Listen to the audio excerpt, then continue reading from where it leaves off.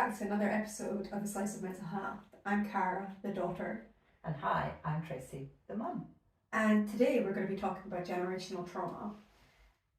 So generational trauma is the transference of traumatic experiences or stresses from one generation to the next. And it shows itself in multiple different ways, and that's what we're going to discuss today from our experienced look of what our family's generational trauma has been. Yeah. And I suppose it's important that we kind of say right from the beginning is that to talk about generational trauma, we've got to talk about others in our lives. We've got to talk about family members, and we're not here to apportion blame. That's not what this is about. This is not about blaming people in the family or other generations for where we are now. It's about having a discussion about how behaviours learned can play out both positively and negatively in your life. But in terms of talking around our kind of mental health, I think we're looking at those patterns that probably had more of a difficult impact on us, and behaviours that both I, as Cara's mum, and then Cara will go on to talk about trying to break cycles, and reduce stigma and have more open conversations about emotions and behaviours that impact on others.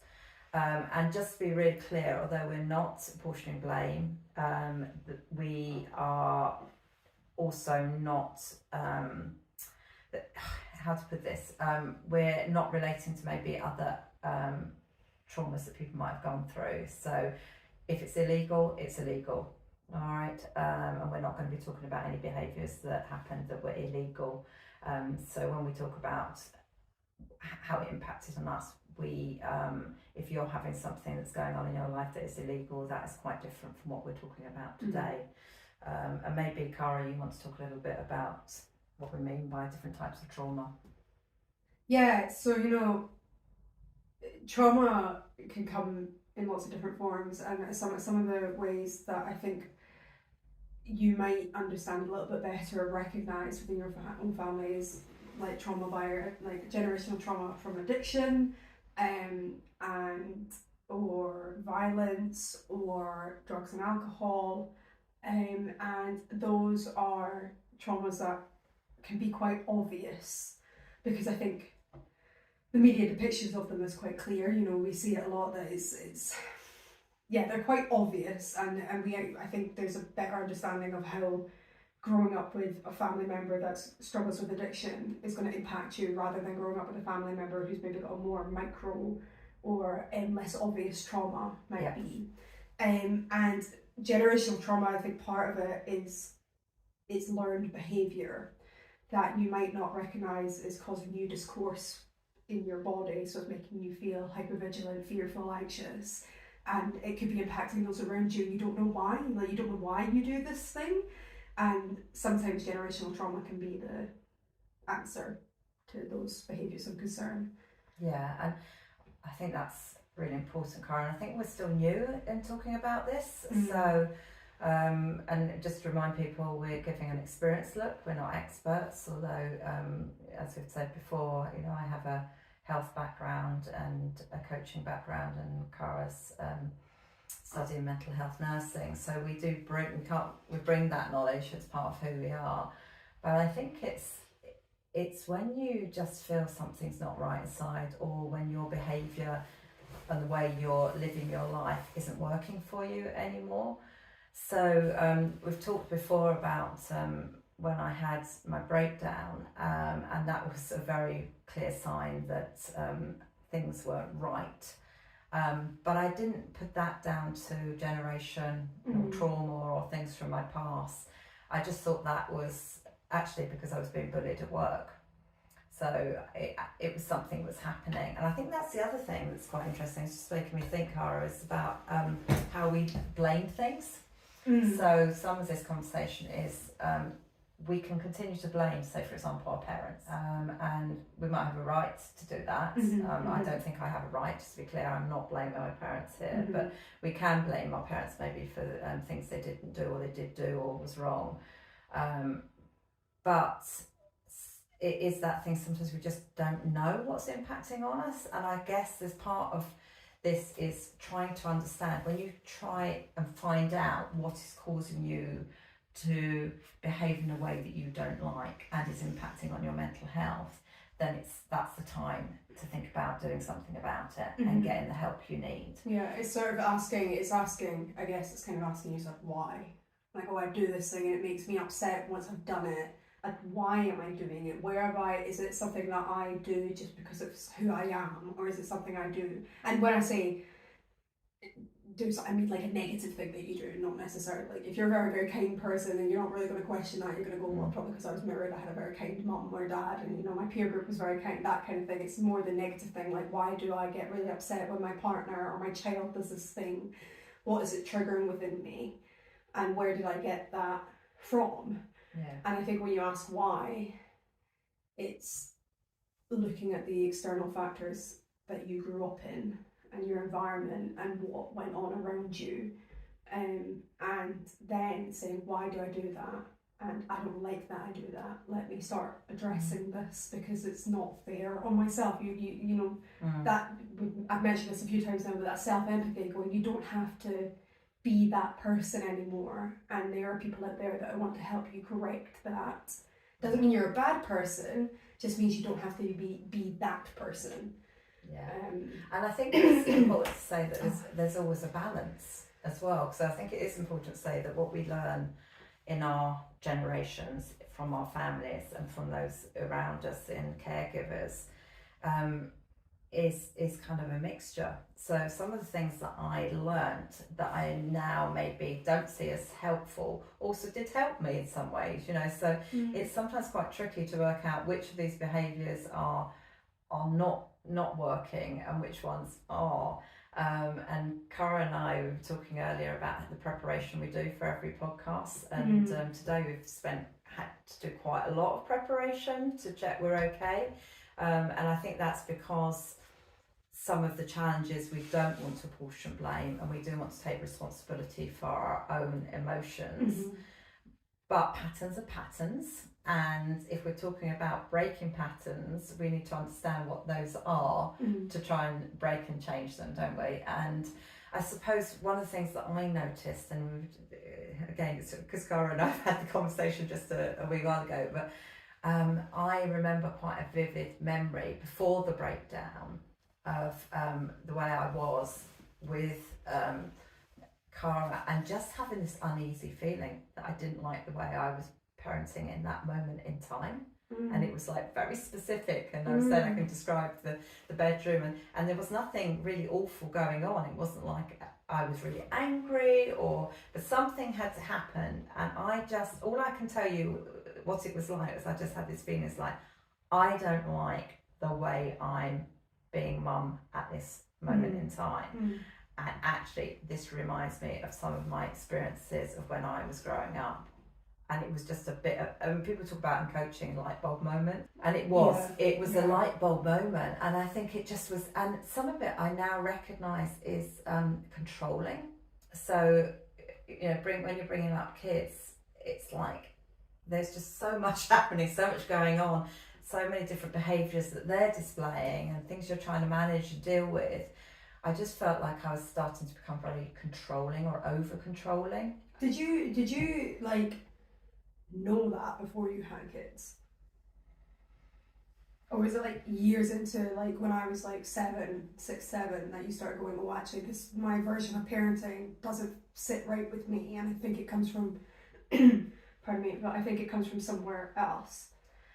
No, I didn't think about it before, but I do know, and we've talked about this openly, we haven't spoken in the podcast, but I do know that some of my fear and worry about having children, and why I was uncertain about whether having children was right for me, was because even though I didn't know it, I felt like I was still growing up me. And we talked about that a little.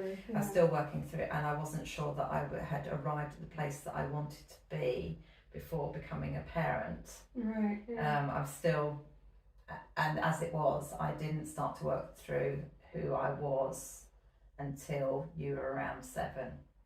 And that was kind of when the breakdown. So it was like that it was like a tidal wave of everything. You started addressing everything in your life, and part of that was maybe what generational trauma you had.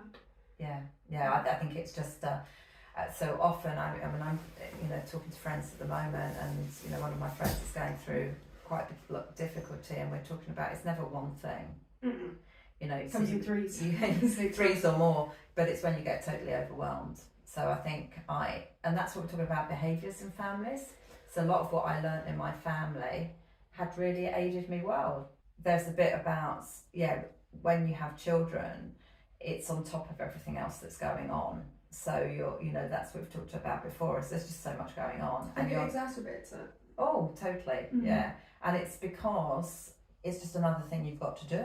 Yeah. You're already trying to do everything you do in the world, and then you have one, and then you have two. Probably one is okay, but it's once you have two children. Yeah, and I think knowing that was your journey has helped inform me on when I choose to have children.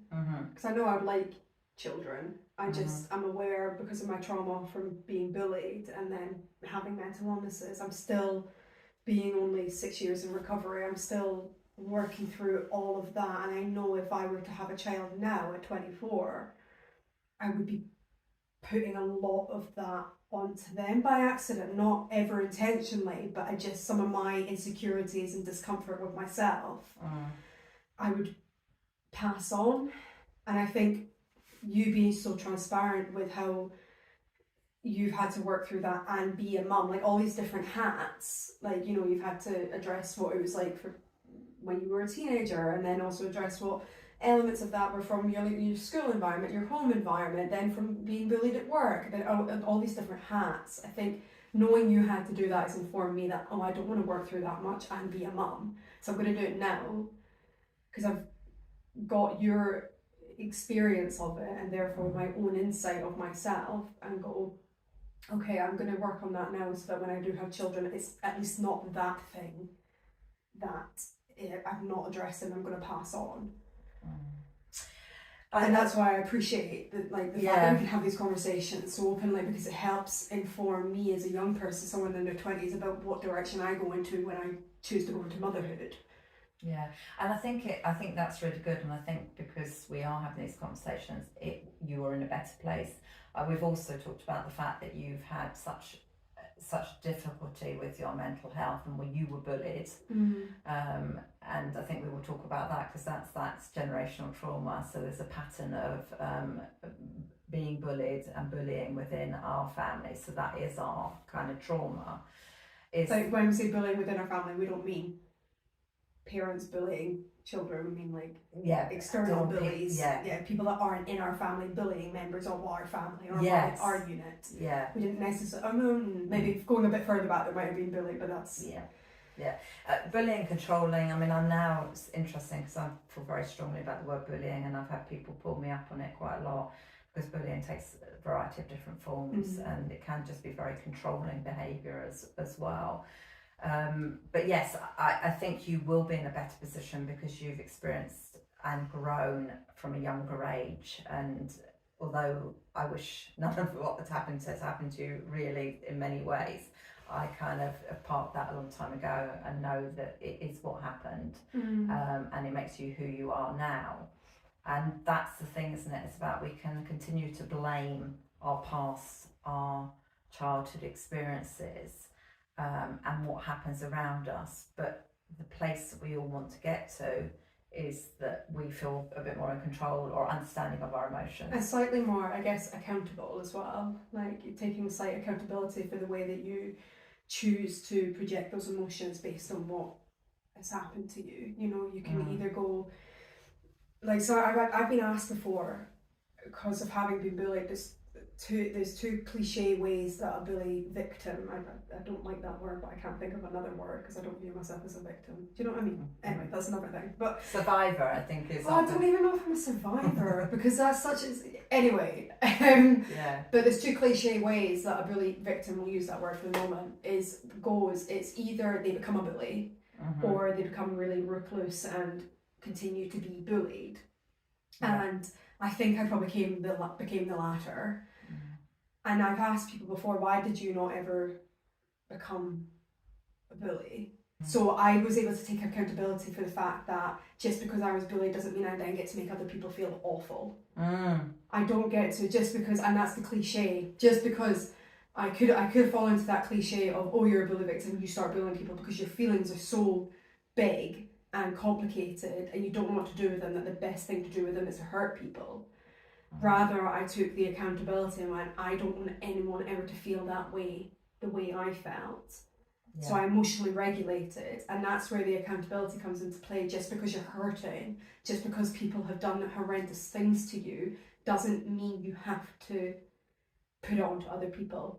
And that's part of what recognising generational trauma is. It's like, just because, and this is a contextual to our family, but just because your dad used to hit you, doesn't mean you get to go about hitting people. Just because you grew up in an environment where blame and accusations were the norm in your childhood doesn't mean you then get to be a parent that blames and accuses your child of hurting your feelings.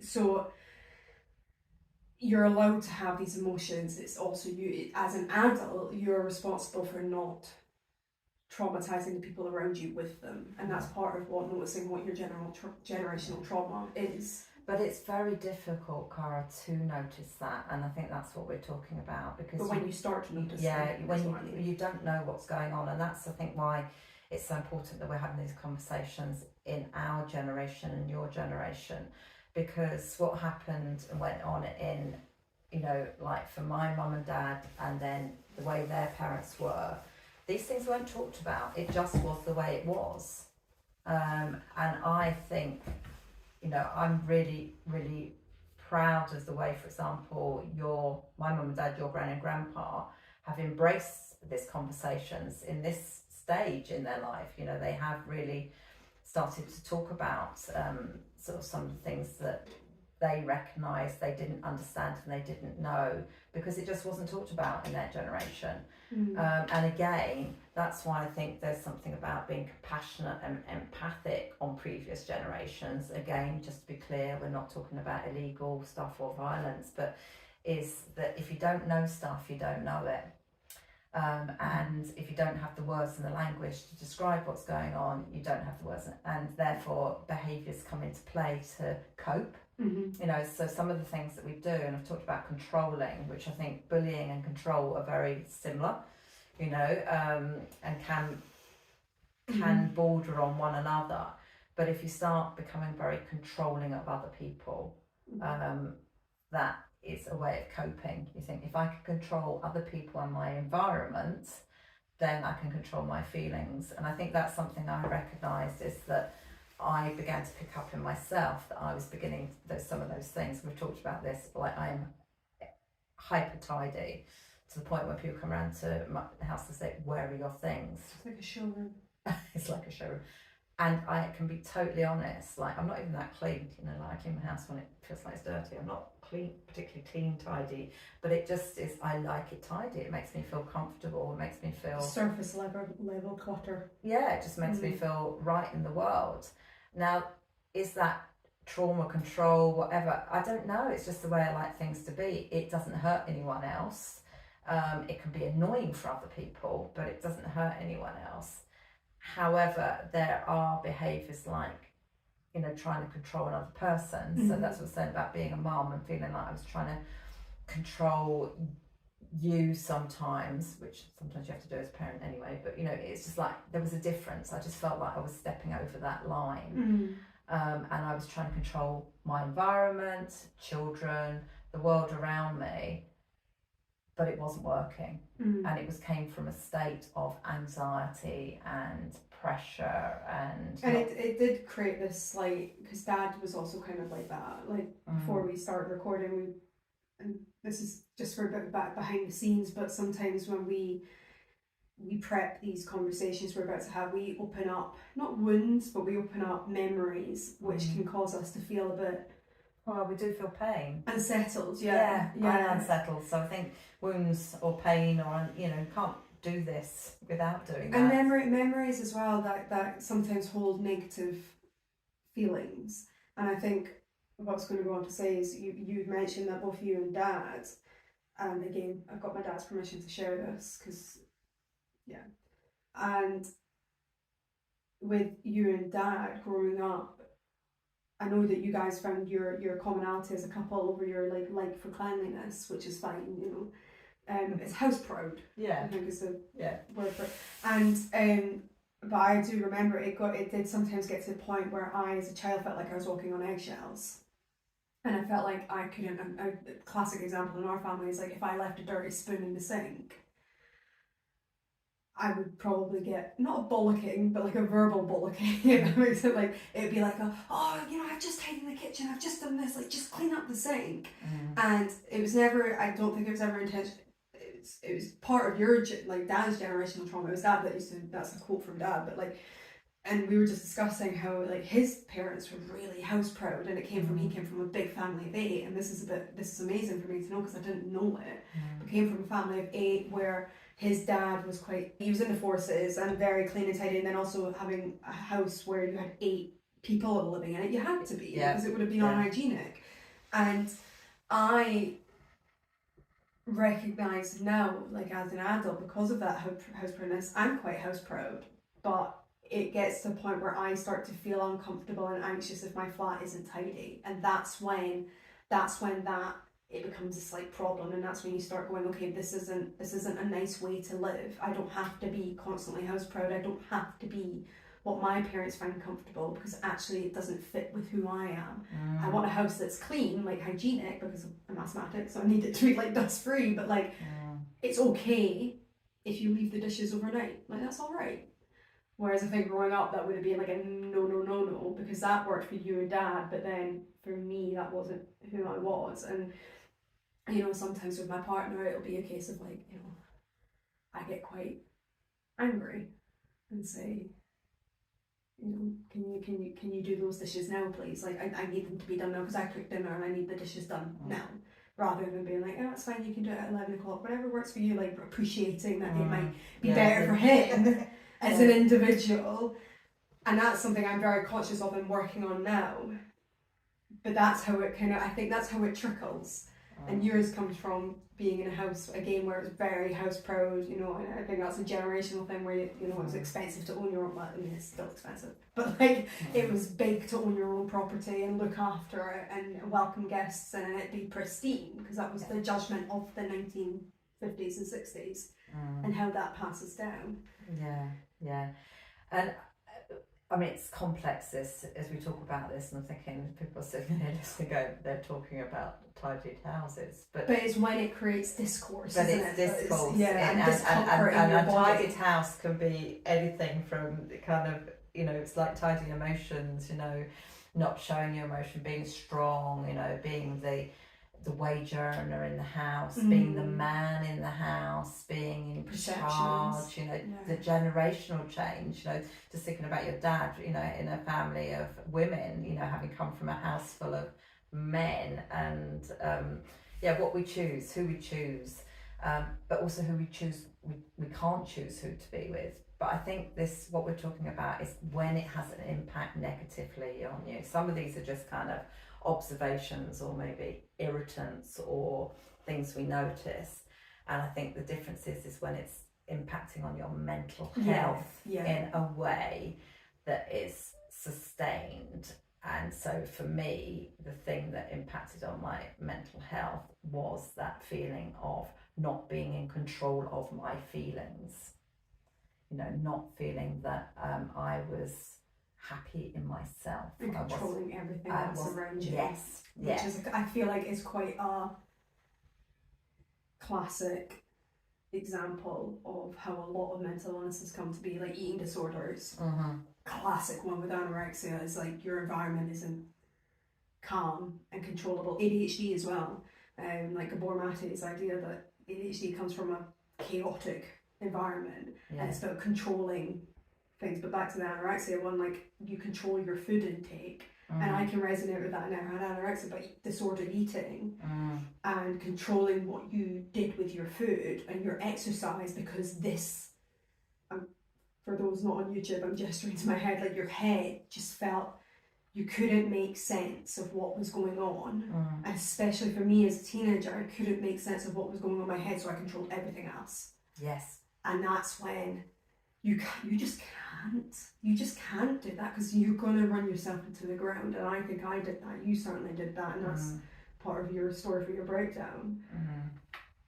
And I think that's kind of it feels for me with conversations I've had with like people that I've worked with and yada yada, it feels that that's like the classic thing. When you can't control your mental health, you start controlling other things, whether that's people or inanimate objects or food or whatever. Yeah. And that plays out in lots of different ways, doesn't it? Because we, as we say, bullying is a key bit, but I'm thinking about, as you say, other behaviours like using alcohol to manage your bare feelings, using drugs, using shopping, using gambling. Actually, why am I having an epiphany when I know this? But it feels like a bit of an epiphany because I know it. But I think it's because we hadn't exactly planned this. We make a plan, but I hadn't really thought this is where we would come to in our conversation, which is great. But they're all control. They're all about when you can't control your feelings. And a lot of why we're doing the podcast is because we are hoping this helps other people have honest conversations with family members. I mean, we're doing the mum and daughter, but as you can hear, Cara, almost every podcast is having a conversation with her dad because it's part of he's our family. And people are like, when you talk with other family members about, say, if you feel you need to talk to like a singular parent about something, another family will have an observational angle on it, and might be able to go, oh well, like I know why your mum does that, because has she ever told you that this happened when she was a child? It's like, no, I didn't know that, because despite having loads of conversations, no, I didn't know that. So it involves more than just the person you're having the conversation with, if it's a family. And if we can have these conversations, if things happen, so I want to be clear that, I mean, Cara and I are obviously, in a slightly controlled environment here having this conversation. There are times when we have difficult conversations that aren't controlled, and we say things that aren't planned, obviously. We don't spend our life in a podcast, but I think what's happened through my journey and learning the language that I've learned and your journey is that we're far more tuned in to trying to make the outcome good for both of us. We're invested in, we're having this conversation about this difficult thing, but the intention is that we'll get to a better place. I'm just thinking that's a big thing, to be able to have a conversation with someone else and want the outcome to be good for both of you. And it's very empathic. It's also, I think, part of when Mum and I have conversations like this, we do, I know I put myself into mindset like it's not an attack. My mum wanted to talk to me about something or get my perspective on something doesn't mean it's an absolute breakdown of who I am as a character, and it's not an attack. And it's certainly not, if I ask you like, Mum, do you know, I think this is an important one, especially with our context, but I could ask you like, do you know, sometimes I felt like it was my fault that you were mentally ill. You could, instead of turning around and be like, well, actually, it was, you could, that's going into attack, fight mode. Instead, you go, well, it was hard seeing my child, well, I won't speak for you, but you go into nurturing, empathic, thoughtful, insightful, reflective mode, which is, Cara's asking me an open question here. She's not attacking me as a parent saying that I was wrong for being mentally ill. She's wanting to get information. I need to approach this caringly and carefully and not take it personally. Or like for me, my example, like with my partner, he'll ask like, why do you need everything to be tidy? And I don't go into, well, because I just want a nice home, like, I put on, like, sometimes I do. I'm not perfect. Sometimes I go, well, I just want a nice home, and like I want it to be tidy. Sometimes so, well, actually, because it makes me feel anxious when things aren't tidy, because I know I grew up in an environment where it was really tidy, and that's something that I don't feel calm if my environment, because I'm so used to being in a tidy environment, when my environment as an adult isn't tidy, I don't feel comfortable. So instead of going to attack, you go into understanding, educational mode. But I think it shows your maturity, Cara. I think it shows, let's say it shows, the maturity is probably not a very helpful word, but as Cara and I, this has taken a lot of work. So I think it's you don't get to a place where you can try and have better conversations without doing a lot of investment in yourself, and that is by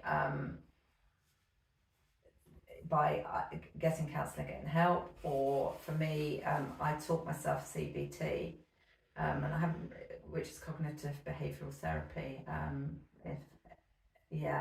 And in layman's terms, it basically means learning to think differently about stuff. So I think that trigger point when I said, I don't want to be like this anymore, I don't want to be that kind of parent, I don't want to be controlling all the time or trying to control the time, this isn't working, this is impossible actually to do, I need to be somebody different. And it's hard to remember whether that came before the breakdown or around the breakdown. I feel like it was before the breakdown. Why do I feel like, though, being a parent, you are always quite critical? If you really, really care about being a good parent, why do I feel like you're always just quite critical of yourself? Because I only think, like, in relation to, like, Isla, which is my puppy doggy.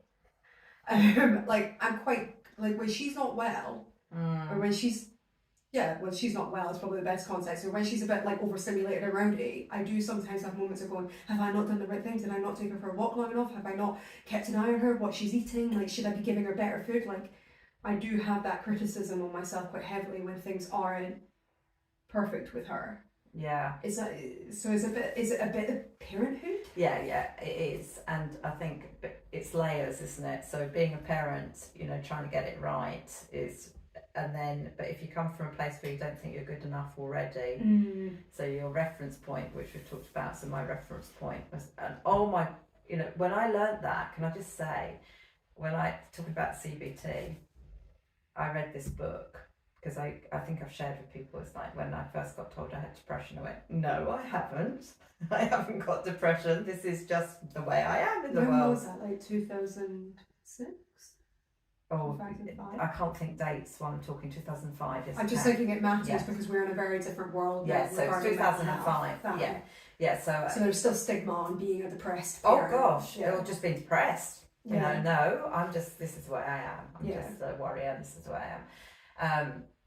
But once I recognised that I wasn't well, and I did have all these symptoms of depression, that was when I could start learning. And when I picked up that book, I started reading about... Which book? Oh, I think it was it Fiona Harold, Be Your Own Life Coach? Oh, it must be, because I remember it.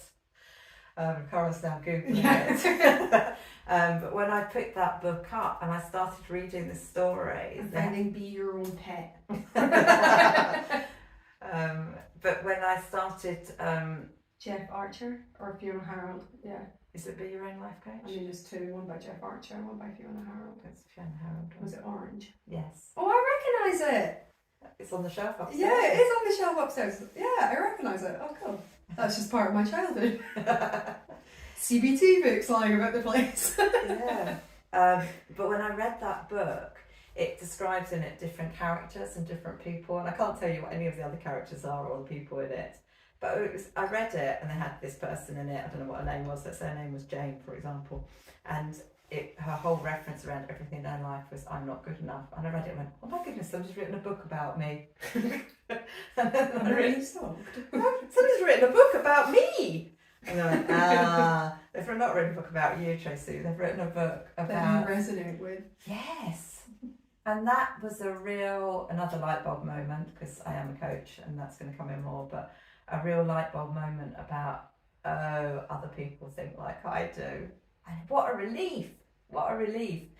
And I think that's really what we're doing in these podcasts, isn't it, Cara? Is we're trying to, there's a lot out there now. There's a lot of things and conversations and books and but we're hoping that through the podcast that we are reducing that stigma. We're trying to break patterns of trauma from one generation to the other, and we're also trying to tell you a little bit about how we've navigated that, how we got to a better place as a mum and daughter. Yeah, and a lot of what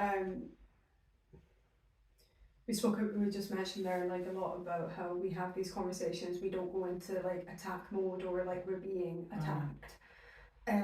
We stay in quite the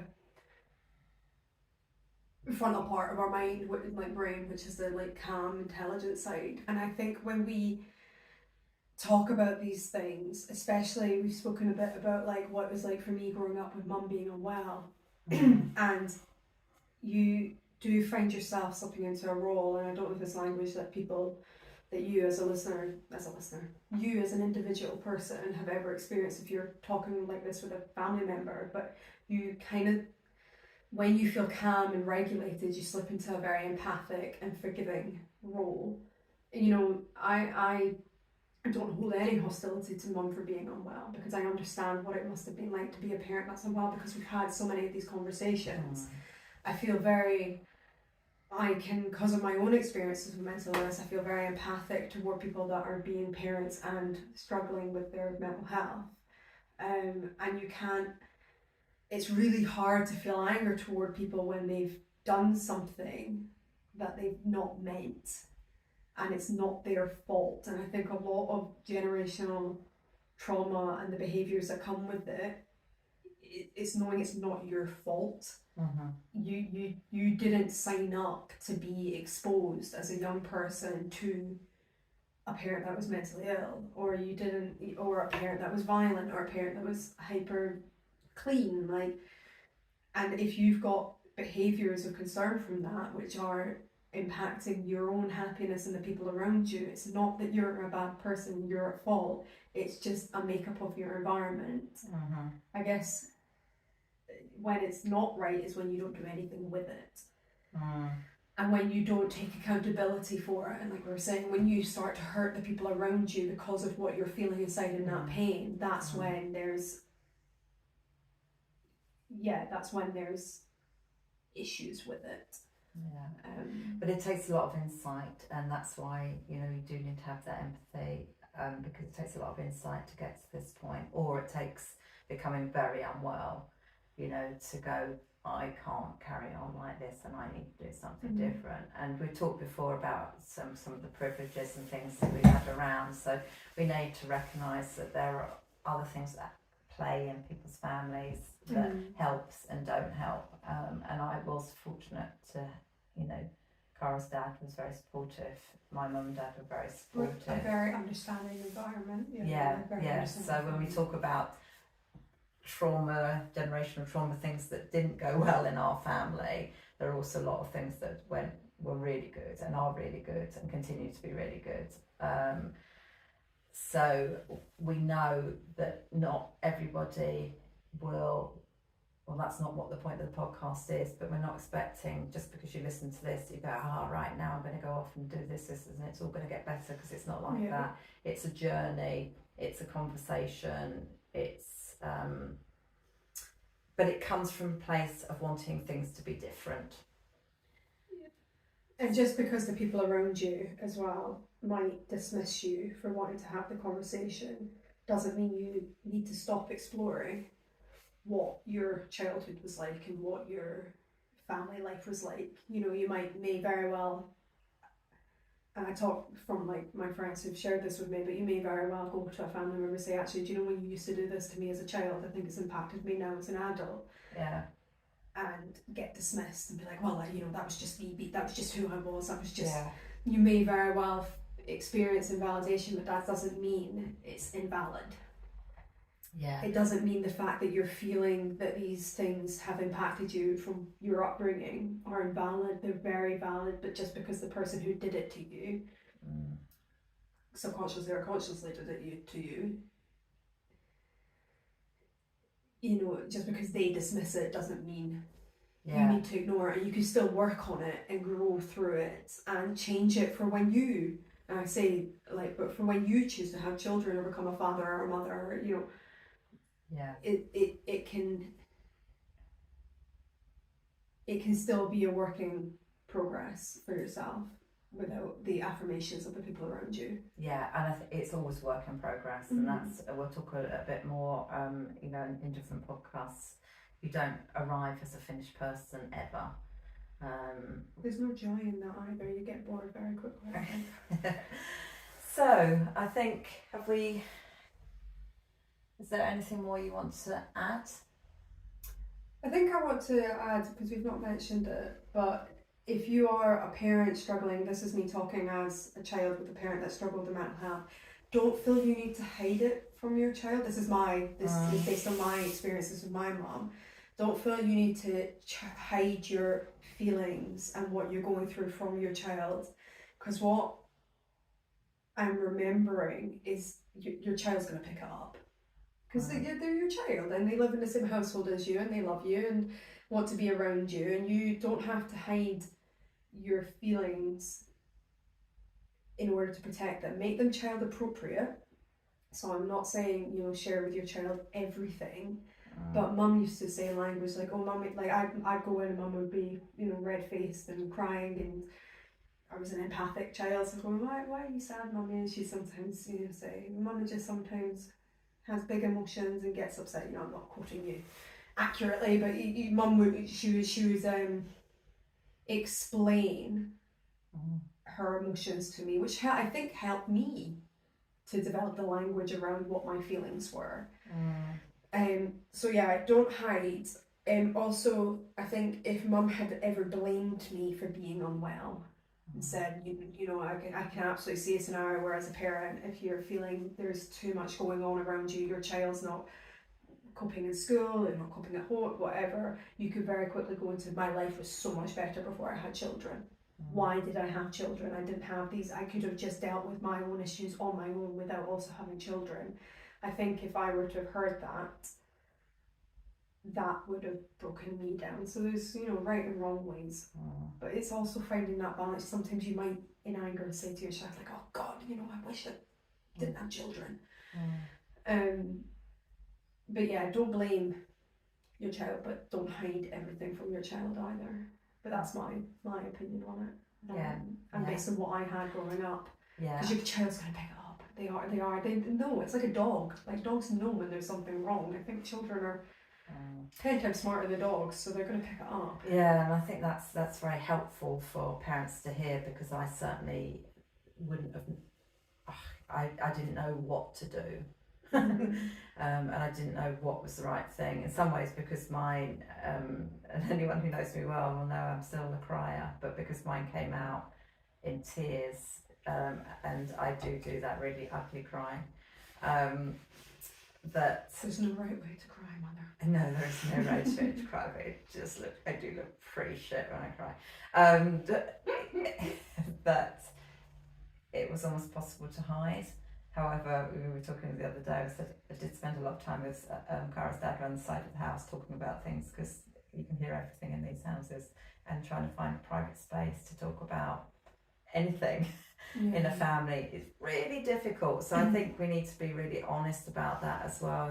It's like not everybody has places they can go away and be private. So trying to share with your child appropriately, whilst also if you're unwell, it's really complicated, it's really difficult. So we're saying hiding doesn't help, try and be appropriate, but I think in the end, it's the love, isn't it, that gets you through it. It's loving each other and trying to have really honest conversation, try and just name things. And there's enough shame in society as well. You do not need to have shame in your household with your own family. That is so from a teenage perspective, your home should be your safe space to get your feelings heard and validated, and you should be able to communicate them in whatever capacity you have. And the same goes for adults. There's always going to be, I think as parents, there's always going to be a little bit of protecting your child from the realities of the world. They've got so much time to still learn that. I didn't need to know about the bigger picture of parenthood and mental illness and everything until kind of now, like in my 20s, because it's the time when I'm starting to make these decisions about where I want my life to go in terms of parenthood. But it's your safe space to create with your family to get your feelings validated, and also to inform your children. You know, you could look at it another way. You being child appropriately transparent with me about your mental health struggles has helped me to become someone that understands.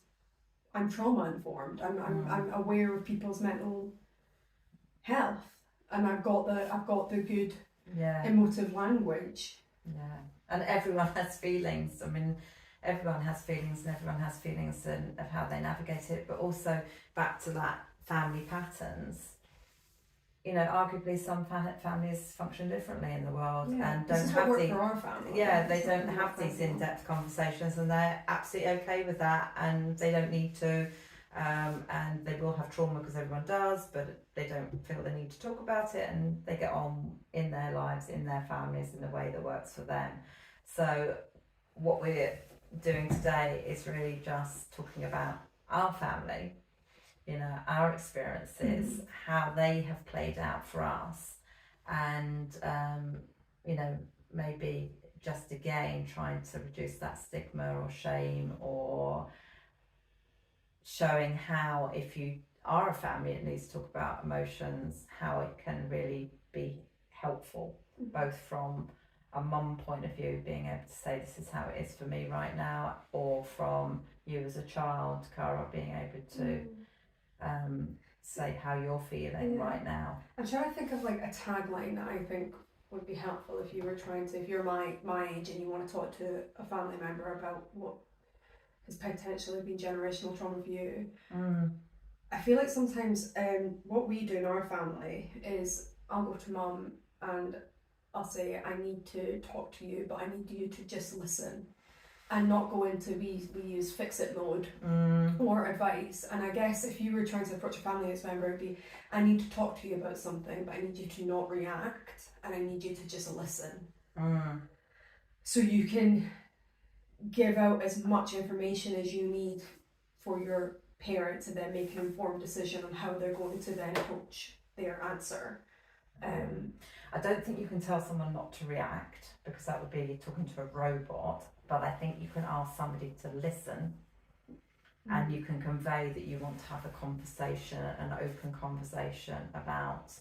Well, I'm just saying not react, because they might very quickly go into, I don't want to talk to like that, and I don't, and they go into fight mode. Yeah, so I think it's being clear about what their reaction is. I think it's being clear about starting to say, I'd like to talk to you about some things that happened. Yeah, so could you listen? Yeah, could you listen? Yeah, not react, could you listen? Yeah. Because even now, you'll start to say, I'll say yes, and then you'll start to talk about something, and I can feel the tears coming up. I mean, that's me reacting. You know, you can't. But I guess how quickly would that reaction then make me go, I'm not going to talk about it because I don't want to upset mum. Yeah. So like, you know, it's kind of like having that emotional regulation, like a partner would, like, you know, my partner could come to me and say, I need to talk to you about something, but I need you to just listen. Yeah. And I go, okay, right, I'll go into that mode of like, I'm ready to listen. I'm not going to, because I need him to be able to tell me everything he needs to tell me and not feel shut off because I start crying. Yeah, so I think emotional it's we can ask people to be a certain way. We can't always expect them to be a robot or be a certain way, but we can be clear. I think what you're saying is just try and be clear if you want to have a conversation with your mum, dad, or whatever about something. Say, you know, and I think that word about I don't need you to fix it. I just want to ask you some questions about what happened when. You know, could you give me some perspective? Context? Give me some. And actually, do you know what, Cara? Because you do this so well, is you model that expectation. So in a way, you model the behaviour. So you come in very calmly. Right. You make good eye contact, and you say it very clearly. So I did that. So by you modelling that, it's a lot easier for then the other person to go, oh, she's being calm and serious about this, and I'm going to listen. You're giving instructions. I want you to listen, not fix, but you're modelling it. Whereas if you came in and said, right, do you know what? When I was 8, this happened and that happened, and it really upsets me even now. Do you know, the other night I was thinking, when you did this, if you came in like that, you get a very different response. It's kind of like it's formed as an attack, I guess. Yes. It's like a what's the expression? Word vomit. It's like an emotional offload rather than a constructive. I need to talk about this in this structured format. Yeah. And I guess a part of doing a structured format is like you give yourself space to emotionally regulate as well. So like if you like that's when if you go in with into a conversation with an expectation of how the conversation is going to go, when this is you've thought about what you want to say and why you think it's important that you need to say that because you need some healing words from your parent, then the conversation might have more chances of going that way. I guess like a business meeting. And it but takes, sometimes it has to be. It has to be. Yeah, and it takes practice. It really takes practice. So again, I think we need to be just a bit careful because we've practiced this for many years because we've had to.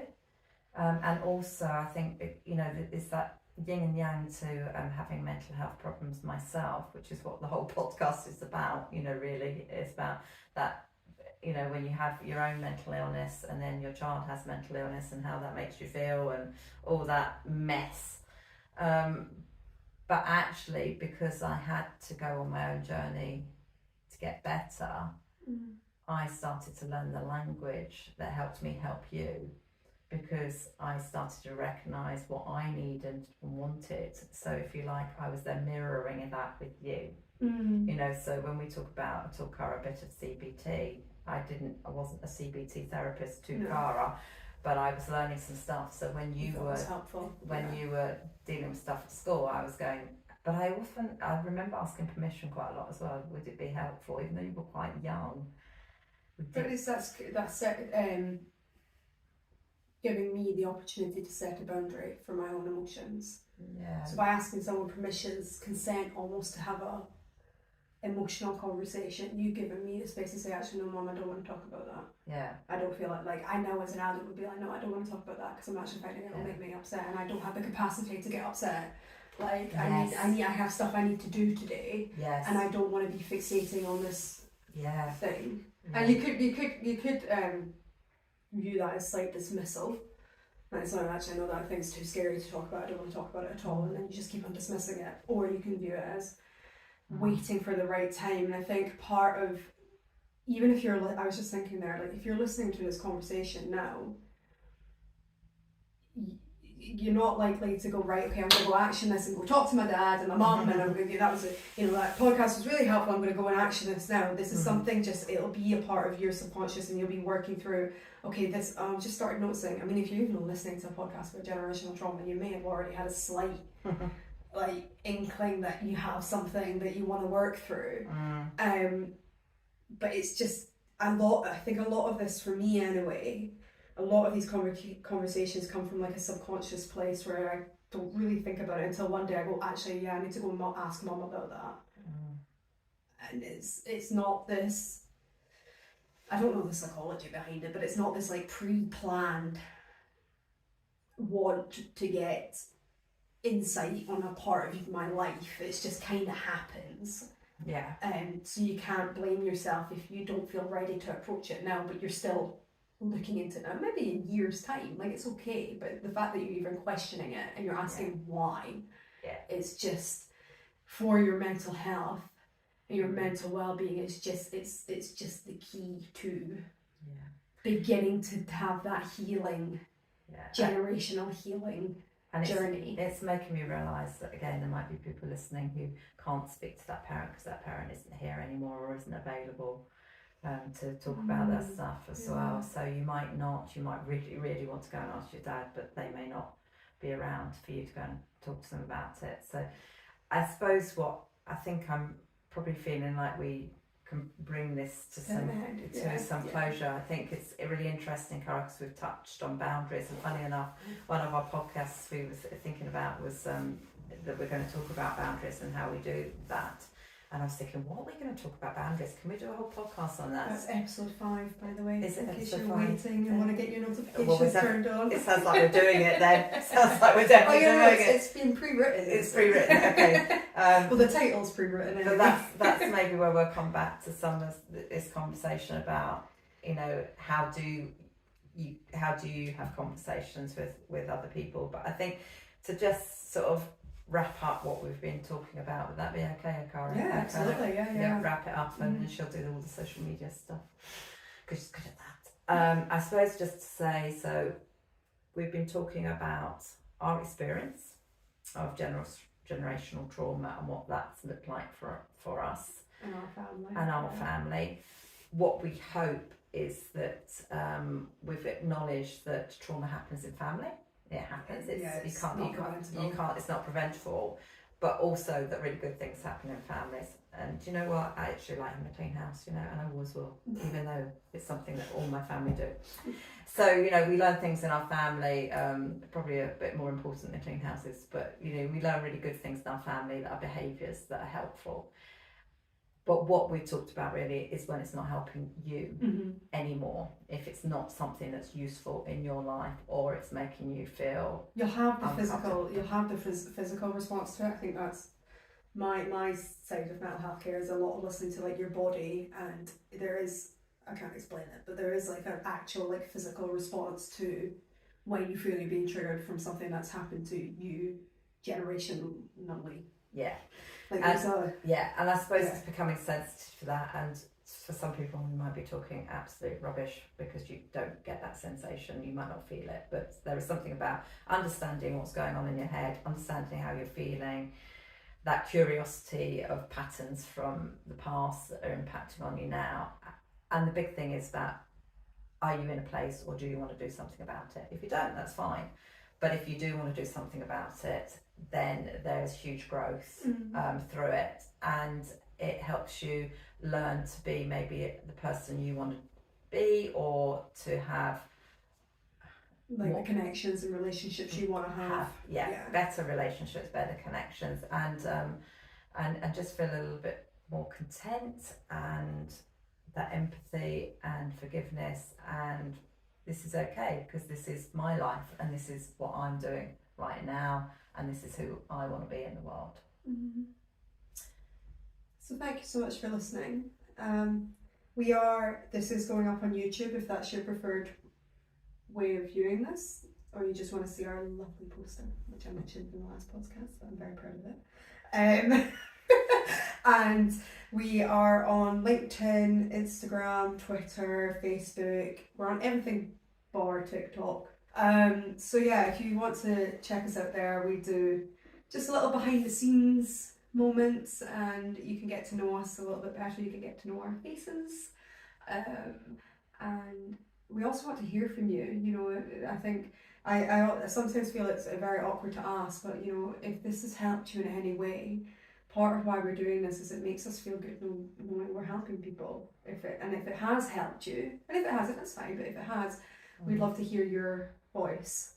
Yeah, and if it's not, maybe people might not feel helped, but you just want to comment on what impact it had, and I guess because this is new for us, what's working well and what could be better. Yeah. So we are open to honest, authentic, constructive feedback that comes from a place of kindness. Yeah. Thank you so much for listening. This has been A Slice of Mental Health.